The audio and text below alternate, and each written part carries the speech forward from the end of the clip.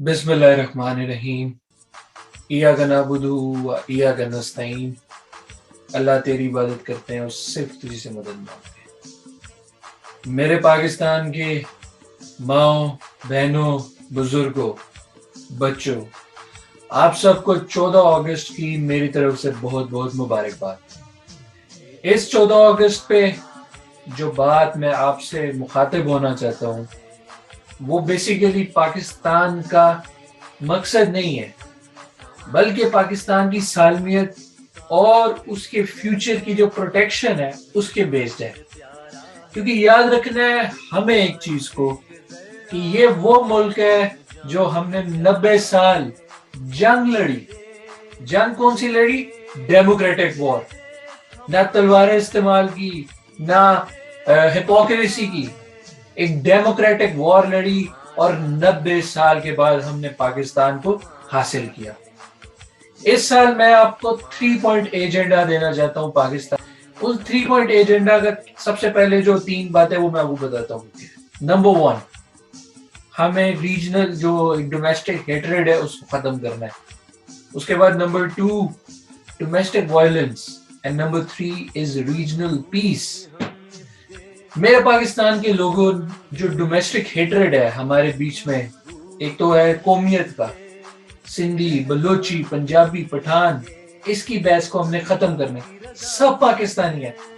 बाबा कौम कायदे आजम मोहम्मद अली जिन्ना जब ढाका में जाते हैं अपना पहला खिताब करते हैं तो उन्होंने इस चीज को एक्सप्लेन किया कि कोई पंजाबी नहीं है, कोई बलोची नहीं है, कोई सिंधी नहीं है, कोई पठान नहीं है, सब पाकिस्तानी है। और जब हम इस फलसफे से हटे, हमने बांग्लादेश जो आज है ईस्ट पाकिस्तान, उसके लिए थोड़ी सी कड़वाहट दिखाई तो 73 में वो हमसे जुदा हो गया। तो हमें इस चीज को समझना है कि किसके कितने सीरियस रिपरकशंस है।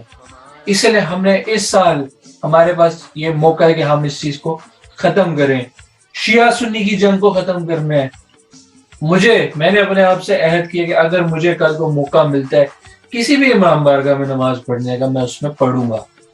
साथ ही साथ हमने अपनी माइनॉरिटीज को प्रोटेक्ट करना है। ये वो पाकिस्तान है जो कि बना ही इस बेसिस पे था, क्योंकि मुसलमान, बरसगीर के मुसलमान, ग्रेटर इंडिया के मुसलमान सप्रेस थे। सप्रेशन की वजह से कायदे आजम ने उनकी जंग लड़ी और नया एक पाकिस्तान की बुनियाद रखी। तो अगर आज उसी पाकिस्तान में माइनॉरिटीज को खतरे में डाला जाएगा कि उनके मंदिर जलाएंगे या उनके साथ जुल्म होगा, तो पाकिस्तान का मकसद तो खत्म हो गया। इसलिए हमारी जिम्मेदारी है एज अ आम पाकिस्तानी कि हम इसको खत्म करें। और मैं इंशाल्लाह अहद करता हूं कि हम अपने सिख भाई, हिंदू भाई, अहमदी भाई, हर एक के लिए एक अच्छे जज्बात रखेंगे, इंसान समझेंगे सब, हर माइनॉरिटी को, और उनको प्रोटेक्ट करेंगे। साथ ही सेकंड पॉइंट मेरा जो है डोमेस्टिक वायलेंस। इस साल पाकिस्तान के योम आज़ादी पे बाबा कौम की बहन फातिमा जिन्ना को हम खराज अकीदत पेश करते हैं, जिन्होंने खवातीन को शाना बशाना खड़ा किया पाकिस्तान की मूवमेंट पे। और साथ ही साथ हम अहद करते हैं उन्हीं फातिमा जिन्ना, मादरे मिल्लत के लिए, कि हम अपनी खवातीन को प्रोटेक्ट करेंगे। मेरे मुल्क के मर्दों को एक बात समझनी पड़ेगी, इस्लाम ने मर्दों को हाकिम करार दिया है। हाकिम करार देने का क्या मतलब है? ये मतलब नहीं है कि आप सुप्रीम हो गए, आप सुप्रीमेसी दिखाएंगे, आप वायलेंस करेंगे, अपनी खवातीन को जलील करेंगे, बल्कि आपकी जिम्मेदारी बढ़ती है। हजरत उमर कितनी शाना बशाना जिंदगी गुजारते थे, लेकिन जैसे ही हुक्मरान बने उन्होंने सब कुछ तर्क कर दिया। क्यों? क्योंकि वो हुक्मरान थे, जिम्मेदारी बढ़ गई थी, वो जिम्मेदार थे। तो हमारे मर्दों की जिम्मेदारी है कि हम अपनी खवातीन को प्रोटेक्ट करें, और हमने शफकत दिखानी है, उनकी फीड करना है, हर चीज उनको मेक श्योर करना है they feel safe everywhere they live in Pakistan. साथ ही साथ इस पाकिस्तान के योम आज़ादी पे हम नूर मुकद्दम को खराज तहसीन पेश करते हैं और दुआ करते हैं अल्लाह ताला उनकी मगफिरत फरमाए और उन जैसे जितने भी इस तरह के लोगों के भेंट चढ़े हैं जालिम जानवरों के, उनको प्रोटेक्ट करें। और हमने अपनी खवातीन को प्रोटेक्ट करना है, ज्यादा जरूरत है प्रोटेक्ट करने की, ना कि इस मेल वुमेन वॉर में जाना है। Third is regional piece.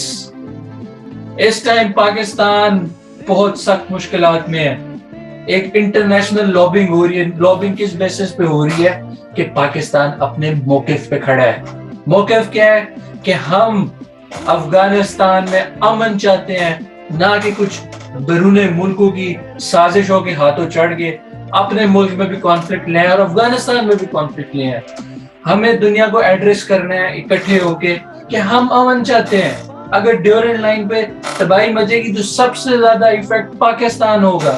This is insanity جو پاکستان پہ الزام لگاتے ہیں. اور ہم نے ایز اے قوم ایک ہو کے جواب دینا ہے ہر اس ناقد کو جو ہمارے قوم کو, ہمارے ملک کو گالی دے گا. کوئی حمداللہ محب اگر پاکستان کی طرف آنکھ اٹھا کے بھی دے گے تو ہم اکٹھے ہوں گے, ایک ہوں گے اور اس کا منہ توڑ دیں گے جو ہمارے ملک کو گالی دے گا. اور اس میں ہم نے ایک ہو کے مقابلہ کرنا ہے. ساتھ ہی ساتھ یہ ہے میرا 3 پوائنٹ ایجنڈا. اور میری خواب ہے, ہم سب نے خواب دیکھی ہے, تقریباً 70 سال پرانی خواب ہے. میں اللہ سے ہر بار دعا مانگتا ہوں, میں خواب دیکھیے کہ ہم کشمیر کی آزادی دیکھیں. اس یوم آزادی پہ پاکستان کے میں مقبوضہ کشمیر کے اپنے بہن بھائیوں کو خاص خراج عقیدت پیش کرتا ہوں جو ظلم کا مقابلہ کر رہے ہیں, ایک بربریت کا مقابلہ کر, ایک RSS کی ایکسٹریمسٹ آئیڈیالوجی کا مقابلہ کر رہے ہیں پچھلے 2 سالوں سے. کبھی ڈوگرا سے, اس سے پہلے مغل, اور اب اس فیشسٹ نریندر مودی گورنمنٹ کا مقابلہ کر رہے ہیں. انشاءاللہ پاکستان, آزاد کشمیر اور جموں کشمیر کو جو 12 ریزولوشنز ہیں یونائٹڈ نیشنز کی 12 ریزولوشنز ہیں, اس کے مطابق پاکستان کشمیر کو ایک پلیبسائٹ, ایک آزاد حق کا, ایک ریفرینڈم کا موقع دے گا. اور ہم اعلان کرتے ہیں کہ انشاءاللہ جب تک ہمارے میں دم ہے, جب تک ہماری آخری سانس ہے, ہم ایک اپنے کشمیری بھائی کے ساتھ متحد کھڑے ہیں. جاتے جاتے میں اپنی پاکستان آرمی کے جو فورسز ہیں جو ہماری, ان کو خراج تحسین پیش کرنا چاہتا ہوں اس یوم آزادی پہ. یہ وہ فورسز ہیں جو ہماری دن رات ہمارے لیے مقابلہ کرے سرحدوں پہ 2 فرنٹس پہ, آج کل افغانستان میں اور ساتھ ہندوستان کے ساتھ LOC پہ. ہمیں چاہیے کہ ہم ان کے ساتھ شانہ بشانہ کھڑے رہیں. یورپی یونین کے مطابق 80,000 یونٹس ایسی ہیں جو پاکستان میں سے آپریٹ کریں, جن کو پاکستان کی آرمی کے اوپر گالیاں دینے کے لیے استعمال کیا جا رہا ہے. گالیاں کن کو؟ انہی 14,000 شہداء کو, وہی بچے جن کے مار دیے گئے 148 ایک ایسے بچر خانہ کی طرح. ہمیں ان آرمی والوں کی جو ہمارے لیے مقابلہ کرے, انٹرنلی بھی کوئی ڈیمز اور فلڈز آتے ہیں یا کوئی بھی پرابلم آتی ہے, ہم اسی فوج کو یاد کرتے ہیں. ہمیں اس فوج کا متحد ہو کے دفاع کرنا ہے. اور اس میں کوئی ڈاؤٹ نہیں کہ پاکستان کی فوج ریجنل پیس چاہتی ہے اور پاکستان کے اندر امن چاہتی ہے. اس لیے جو بھی ان کو گالی دے گا, ہم ایک متحد ہو کے ان کا منہ توڑیں گے اور ان کو بتائیں گے کہ پاکستان ایک ہے. پاکستان پائندہ باد.